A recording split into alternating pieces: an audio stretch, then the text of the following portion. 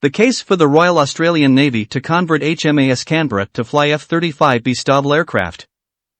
Perhaps Japan's decision to modify its Izumo-class helicopter carriers to operate the F-35B has rekindled debate over the warfighting capability of the Royal Australian Navy.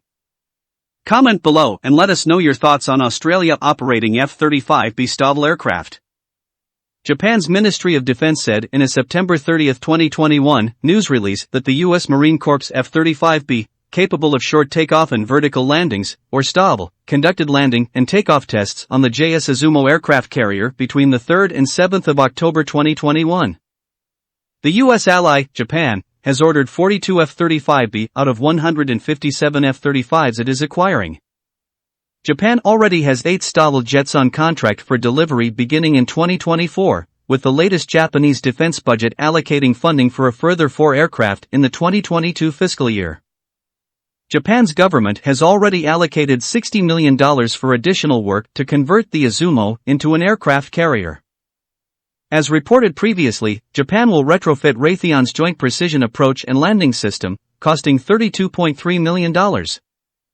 The next stage of the conversion will include rebuilding the front of the flight deck from a trapezoidal to a rectangular shape, along with changes to the ship's internal spaces to accommodate F-35B operations. These changes will likely increase aviation fuel capacity on board and provision to store air-launched weapons scheduled for completion in 2026. Japan will also convert the Izumo's sister ship, JS Kaga, into an F-35B carrier. Let's examine why the Royal Australian Navy should operate F-35B short takeoff and vertical landing aircraft on board HMAS Canberra. Under Project Air 6000 Phase 7, the F-35A was the primary fighter jet option under consideration, bringing the fleet up to 100 aircraft. A good reason to consider alternatives rather than rush to embrace an all F-35A capability. Australia planned to buy 4 squadrons, about 72 jets in total, at around $16 billion. The F-35 was intended to replace the Air Force's aging Hornet fighter jets.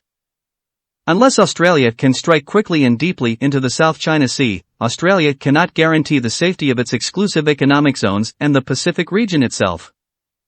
As was the case with Japan, the Royal Australian Navy almost certainly can rely on the practical work that the U.S. Marine Corps has done on optimizing the effectiveness of the F-35B on its own large amphibious assault ships. The landing helicopter dock can operate the F-35B with modifications. The JMSDF has converted their Izumo-class vessels into F-35B carriers, and they didn't have a ski jump on theirs, and it costs about $60 million to convert JS Izumo into F-35B carriers. The HMAS Canberra is based on the Spanish Juan Carlos-class LHD. The 27,000-ton Canberra can make 21 knots and sport a ski jump flight deck. Juan Carlos is designed as a light aircraft carrier. The Canberra-class LHDs were built around an amphibious mission that leaves them superficially similar to their half-sister. Turkey has also acquired a Juan Carlos variant. Although political problems may preclude Turkey from buying the F-35B, Turkey built TCG Anadolu intending to fly F-35B from its deck. Australia is already buying the F-35A. And Australia could use the F-35B as a contingency, as it can take off from underprepared airfields across Southeast Asia. Inter-service rivalry plays a role here. The Royal Australian Air Force has been noticeably cold about acquiring a capability that would result in a division of offensive air responsibilities. While Japan built a navy based on geostrategic challenges, Australia initially wanted to buy more than 100 F-35A. Still, Australia could split its order of 6 squadrons of F-35A and 4 squadrons of F-35B in preparation for retrofitting the Canberra class into an aircraft carrier. The F-35B will provide the first strike capability of Australia and on par with friendly nations like Japan, India, and South Korea.